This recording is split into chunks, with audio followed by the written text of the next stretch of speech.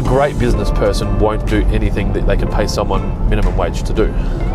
And you'll find people like me who have built their businesses from scratch, in a lot of cases will have a tendency to fall back into the trap of doing things that is a minimum wage job because they enjoy it. Because it's where they have memories of it, having fun, you know, growing up and stocking shelves. I had some of the greatest times in my working life were doing basic tasks, like packing orders or putting stuff away or making pizzas or making dough. We used to have a fucking blast at Dominos. We'd like put Fresh FM on, mix a batch of dough. All we were doing is putting dough through a machine and rolling out pizza bases and putting them in the fridge for hours and hours.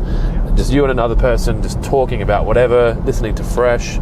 You know, this is before Spotify, so you couldn't just like choose a song, so you just whatever's cranking. So you'd wait for a song to come on, like when are they going to drop this banger? Because you can't choose it, so or you request it. Shout out to the boys at Dominos making dough. Here's Let's Get Ready for the Launch. Do you know that song? Oh my god. Hey Google, play Let's Get Ready for the Launch. Yeah, this is it. This was like early 2000s. Everywhere. And then you get ready for the drop. Nah?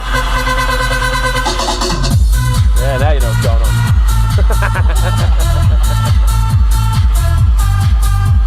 Yeah, so we'd be making dough.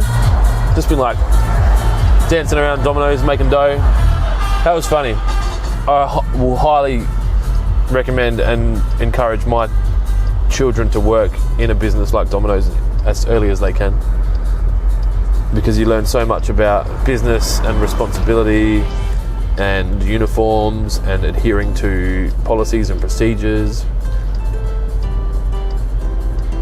I don't know how much I could attribute it to, but my time at Dominos definitely set me up to run a business well.